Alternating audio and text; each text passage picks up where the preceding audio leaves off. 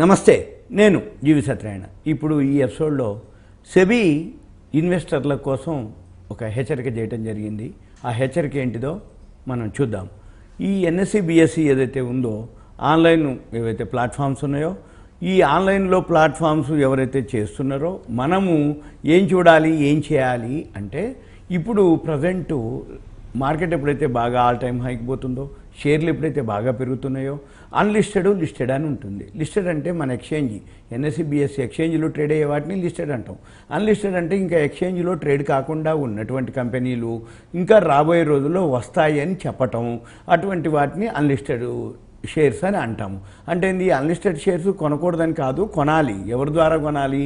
NSC BSc ఎవరైతే register అయినటువంటి బ్రోకర్లు ఉన్నారో వాళ్ళ ద్వారానే కొనాలి. ఒకటి.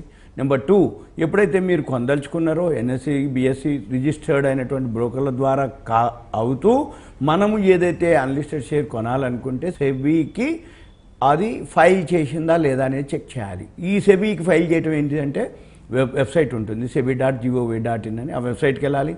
అక్కడ ఫైలింగ్స్ అని ఒక వర్డ్ ఉంటుంది, దాన్ని క్లిక్ చేయాలి. చేస్తే ఏ కంపెనీలు ఎప్పుడు పబ్లిక్ ఇష్యూకి రావడం కోసం అప్లై చేసిండ్రు అనే డీటెయిల్స్ ఉంటాయి దాంట్లో, మనం చూసుకోవాలి. ఇప్పుడు మీకు ఎవరైతే అన్లిస్టెడ్ షేర్లు డెట్ కానీ ఏదైనా సరే వాళ్ళు మీకు చెప్పి ఇది కొనుక్కోండి, ఈ షేర్లు అన్లిస్టెడ్, రేపు రాబోయే రోజుల్లో పెరుగుతుంది అని అంటే మనం ఏం చేయాలి? సెబీకి ఫైల్ చేసిందా లేదా అంటే ఐపీఓ ఎప్పుడు వస్తుంది, 6 నెలలు వస్తుందా, 3 నెలలు వస్తుందా, నెలలో వస్తుందా అనేది తెలవాలి. ఒకటి. రెండోది, సెబీకి కనుక ఫైల్ చేసి ఉంటే ఆ ఐపీఓ, మనము సెబీలో ప్రాస్పెక్టస్ ఉంటుంది, మనం ఏం చేయాలి? ఆ ప్రాస్పెక్టస్ చదువుకోవాలి. చదువుకుంటే అది ప్రొడక్ట్ చేస్తుందా, సర్వీస్ చేస్తుందా, దాని యొక్క ప్రాఫిట్ అండ్ లాస్ బ్యాలెన్స్ షీట్లు, ప్రమోటర్స్ ఎవరు, వాళ్ళ ఎక్స్పీరియన్స్ ఏంది, వాళ్ళకి ఏమైనా గవర్నమెంట్ నుంచి రాయితీలు ఉన్నాయా, సబ్సిడీలు ఉందా, ఎన్నేళ్ళ నుంచి కంపెనీ ఉంది, దానికి ఒక బ్రాండ్ ఉందా, గుడ్ విల్ ఉందా, ఇవన్నీ కూడా మనం చెక్ చేయాలి. ఎందుకోసం అంటే ఏవైతే అన్లిస్టెడ్ ఏవైతే సెక్యూరిటీస్ ఉన్నాయో అన్రిజిస్టర్డ్ వాళ్ళ ద్వారా మనం కొనుక్కుంటే రేపు మనమే దొరికిపోతాం. అయితే దీని అన్నిటికి కూడా నియంత్రణ ఫ్రేమ్వర్క్ ఒకటి ఉంటుంది. వాళ్ళు అంటే ఈ సెబీ ఏదైతే బిఎస్సి ఎన్ఎస్సిలో సెబీ రిజిస్టర్డ్ అయినటువంటి వాళ్ళ ద్వారా అయితే వాళ్ళు అటువంటివి చేయరనమాట. అంటే ఓన్లీ వాల్యూ ఉన్నటువంటివి, బ్రాండ్ ఉన్నటువంటివి, రేపు రాబోయే రోజుల్లో అది ఐపీఓకి వచ్చేటట్లుంటేనే వాళ్ళు చేయటం జరుగుతుంది. ఇవన్నీ అనమాట. అయితే మనం ఏం చేయాలి? ఈ సెబీ అధికార పరిధిలో ఎవరైతే పెట్టుబడిదారులు ఉన్నారో ఇవన్నీ కూడా మనం ఏం చూడాలి? అబ్జర్వ్ చేయాలి. ఈ అబ్జర్వ్ చేయడానికి ఈ సెబీ ఏం చేస్తుంది? ఈ రెగ్యులేటరీ అనమాట. అంటే సెబీలో ఇటువంటి అన్ని ప్లాట్ఫామ్లు ఏవైతే ఉన్నాయో పర్యవేక్షణకి లోబడి ఉండవు, ఏది సెబీ పర్యవేక్షణకి. అందుకని ఏమవుతుంది? జరిగిన తర్వాత, నష్టం జరిగిన తర్వాత సెబీకి కంప్లైంట్ చేయడం, జరిగిన తర్వాత వాళ్ళు మేల్కొన్న తర్వాత అప్పటికి ఉపయోగం ఉండదు అన్నట్టు. అందుకని సెబీ ఏం చెప్తుంది? కొనుక్కునేటప్పుడే, అప్లై చేసేటప్పుడే, తీసుకునేటప్పుడే మీరు జాగ్రత్త వహించాలి. ఆ జాగ్రత్త ఏంటిది?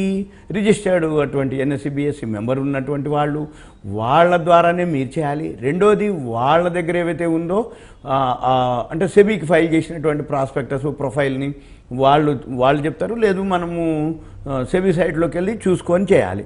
అయితే వీటితోటి ఏమవుతుంది? ఇటువంటి వాటితోటి ఈ పెట్టుబడిదారులు ఎవరైతే పెట్టుబడి పెడతారో వాళ్ళకి రక్షణ లేకుండా పోతుంది. అంటే అన్రిజిస్టర్డ్ అనుకోండి, ఎన్ఎస్సి బిఎస్సిలో రిజిస్టర్ కానిటువంటి వాళ్ళు మామూలుగా ఏమీ లేకుండా, అంటే సెబీలో ఫైల్ చేయకుండానే, ఐపీఓ రాకుండానే ముందుగానే అమ్మేయటం అనమాట. ఇవన్నీ కూడా జరుగుతున్నాయి అనేది అనమాట. అంటే పెట్టుబడిదారులు ఈ మధ్యలో ఎవరైతే ఉన్నారో ఈ రక్షణ అనేది పొందలేరు అనేది అనమాట దాని యొక్క భావం. అయితే దీంతో పాటు ఇవి చట్టపరమైనటువంటి నియంత్రణ పర్యవసానాలు ఉంటాయి. అంటే నమోదు కాని ప్లాట్ఫామ్లు ఎవరైతే ఉన్నారో వాళ్ళు చేసేటటువంటి జారీ చేసే ఏవైతే ఉన్నాయో అవి ఇతర సంబంధ నిబంధనలను ఉల్లంఘించి చట్టపరమైనటువంటి నియంత్రణ చర్యలకు దారి తీయవచ్చు. అవన్నీ తర్వాత జరుగుతాయి అన్నట్టు. ముందైతే మాత్రం ఈ నియంత్రణ మనకు తెలియదు అన్నట్టు. అంటే మనం అయిపోయిన తర్వాతనే తెలుస్తుంది. అయితే పెట్టుబడిదారులకి సెబీ ఏం సలహా ఇస్తుంది?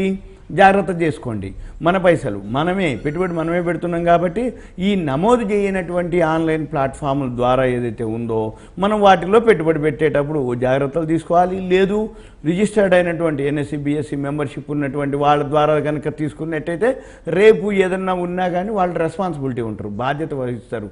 మనము వాళ్ళని అడగటానికి కానీ ఏదైనా ఉన్నా కానీ చెప్పడానికి కానీ వీలవుతుంది అనేది.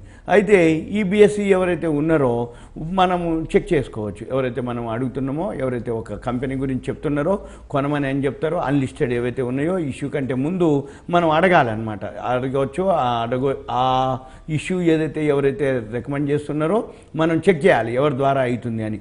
వాళ్ళు ఎన్ఎస్సి బిఎస్సి మెంబర్షిప్ ఉన్నవాళ్ళ, సెబీ రిజిస్టర్డ్ ఉన్నవాళ్ళ, వాళ్ళు దాని యొక్క ప్రాస్పెక్టస్ కానీ ప్రొఫైల్ కానీ ఏమైనా డీటెయిల్స్ ఉన్నాయా లేవా అవన్నీ కూడా చూడాలి. వీటితో పాటు ఇవన్నీ కూడా మనం అంటే అబ్జర్వ్ చేయడానికి దానికి సంబంధించినటువంటి మనకి ఏదన్నా అనుమానం వచ్చింది అనుకోండి, ఆ కార్యకలాపాలు అంటే ఇప్పుడు ఎంఐ అని ఉంటుంది, సెబీ యొక్క మార్కెట్ ఇంటెలిజెన్స్, ఎంఐ అంటారు మార్కెట్ ఇంటెలిజెన్స్. ఈ పోర్టల్ ఉంటాయి అన్నీ, మీకు సెబీ వెబ్సైట్ ఉంటుంది, ఎంఐ పోర్టల్ ఉంటుంది. దాని ద్వారా మనము ఈ అన్లిస్టెడ్ షేర్లు ఏవైతే ఉన్నాయో అవన్నీ కూడా అందులో తెలుస్తాయి అన్నమాట. మనం అవే కావు ఇంకా వేరే వేరే కూడా ఉన్నాయి. మీరు గూగుల్కి వెళ్ళి సెర్చ్ చేసి ఎంఐ అని కానీ సెబీ అన్రిజిస్టర్డ్ లేదు ప్రీ ఐపీఓ అని చేస్తే ఉంటుంది. కాకపోతే మనం ఏం చేయాలి, నెంబర్ ఆఫ్ వస్తారు.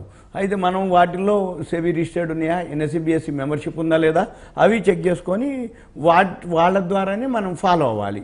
కాకపోతే ఎక్కడ జరుగుద్ది మోసం అంటే ఎవరైతే ఈ SEBI registered NSC BSE membership ఉన్న వాళ్ళ దగ్గర ఎక్కువ ఉంటుంది ధర, మామూలుగా తక్కువ ధర ఉంటుంది వేరే. వాళ్ళు ఏం చేస్తారు, తక్కువ ధర ఉంది కదా మన వాళ్ళు కొంచెం చెక్ చేసినప్పుడు వీళ్ళ దగ్గర అయితే ఎక్కువ ధర ఉంది కాబట్టి ఈ ఎక్కువ ధర ఉన్నప్పుడు ఎందుకులే తక్కువ ధర కొంటారు. కానీ ఆ తక్కువ ధరకు దొరుకుతాయి కానీ అసలే పైసలు పోతాయి. అంటే మనం చూడవలసింది అసలు పైసలా ఎక్కువ ధరనా, అది మనం గమనించాలి. అయితే మనం ఏం చేయాలి, చాలా వెబ్సైట్లు ఉంటాయి కాబట్టి ఈ ఎన్ఎస్సి బిఎస్సి మెంబర్లలో కూడా కాంపిటేటివ్ ఉంటారు, కాంపిటేటివ్ ప్రైస్ ఇస్తారు. మన పని ఏంటిది, ఒక గనక ఐడియా ఉందని ఉదాహరణకి మీకు సింపుల్ అనమాట, ఎన్ఎస్సి ఎక్స్చేంజ్ ఉంది, ఎన్ఎస్సి షేర్ ఉంది, మొన్నటి వరకు 4,000 ఉంది, అది ఒకటికి 5 షేర్లు బోనస్ ఇవ్వడం జరిగింది. ఇప్పుడు 1700 1800 అంటే 100% దాటిపోయింది. అప్పుడు కొనుక్కున్న వాళ్ళకి బోనస్ రావడం జరిగింది. ఇప్పుడు ఎన్ఎస్డిఎల్ ఉంది, డిమ్యాట్ అకౌంట్, అది ఐపీఓలు, ఓవిఓ ఉంది, అటువంటివి. అయితే ఇవి రేట్ ఎక్కువ ఉంటుంది ఎవరి దగ్గర, మెంబర్ దగ్గర. అదే మీకు మార్కెట్లో తక్కువ దొరుకుతుంది కానీ అసలు పైసలు ఉండొచ్చు ఉండకపోవచ్చు, షేర్లు రావచ్చు రాకపోవచ్చు, ఇక అది రిస్క్తో కూడుకుంది. అది ఫాలో కావాలని చెప్పడం అనమాట. చివరికి సెబీ ఏం చెప్తుంది, ఏవైతే ఈ మార్గదర్శకాలను అనుసరించడం ద్వారా మన పెట్టుబడి ఏదైతే ఉందో అది ఆర్థిక నష్టాల నుంచి రక్షించుకోవటం, రెండోది ఏదైతే పెట్టుబడులు పెడతామో వాటిని చట్టబద్ధమైనటువంటి నియంత్రిత మార్గాల ద్వారా మనము నియంత్రించుకోవచ్చు, నిర్ధారించుకోవచ్చు అనేది వాళ్ళు చెప్పడం అనమాట. అంటే చివరికి ఏమిటి అంటే ఎవరైతే పెట్టుబడి పెడతారో, రెండు లిస్టెడ్ అన్లిస్టెడ్. లిస్టెడ్ అంటే ఏంది, ఎక్స్చేంజ్లో ట్రేడ్ అవ్వటం. ఇప్పుడు మోబిక్విక్ ఉంది, మోబిక్విక్ అంతకుముందు ప్రీ ఐపీఓ వచ్చింది, ఇప్పుడు ఐపీఓకి వస్తుంది. ఇప్పుడు స్విగ్గీలు ఉన్నాయి, అటువంటివి 760 కంపెనీలు సుమారుగా ఐపీఓలు మార్కెట్లో ఉన్నాయన్నమాట. మన పని ఏంటిది, ఈ 760 కంపెనీల్లో ఏవేవైతే ఉన్నాయో వాటిల్లో చూసుకొని, అంటే ఉదాహరణకి ఎన్ఎస్సి ఉంది, మన ఎస్బీఐ మ్యూచువల్ ఫండ్ ఉంది, ఫ్లిప్కార్ట్ ఉంది, టాటా క్యాపిటల్ ఉంది, ఇవన్నీ కూడా చాలా వరకు ఎటువంటి ఎన్ని ఉన్నాయంటే సుమారుగా మనకి 790 కంపెనీలు ఉన్నాయి. అటువంటివి అన్నీ మనం చేయక్కర్లేదు, వాటిలో ఎంటర్ అవ్వడానికి ఎన్ఎస్సి బిఎస్సి మెంబర్షిప్ ఉన్న వాళ్ళని చూడాలి, ప్రైస్ చూసుకోవాలి.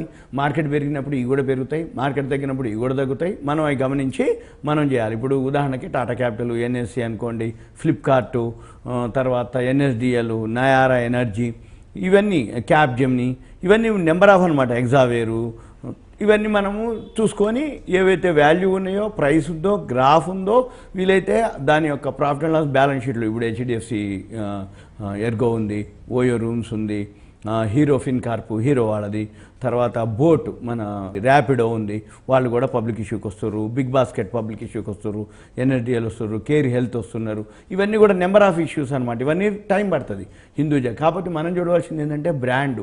ఎప్పుడైనా కానీ బ్రాండ్ అంటే ఇప్పుడు టాటా గ్రూప్ నుంచి కానీ, ఎక్స్చేంజ్ నుంచి కానీ, ఇంకేదన్నా అంటే మనకు తెలిసిందనుకోండి, కొన్నాళ్ళైనా మళ్ళీ మనకు ఉంటుంది వాల్యూ. ఇది సింపుల్గా మీకు సెబీ హెచ్చరించడం జరిగింది. ఆ సెబీ హెచ్చరించిందే నేను మీకు విశ్లేషించడం జరుగుతుంది. మనము ఎవరైతే ఆన్లైన్లో నిర్వహిస్తారో వాళ్ళు బ్రాండ్ ఉన్నటువంటి ప్లాట్ఫామ్కే వెళ్ళండి అనేది సింపుల్గా విశ్లేషణ. ఇదంతా కూడా ఒక awareness, education, information, knowledge purpose మాత్రమే. Thank you. సెలవు.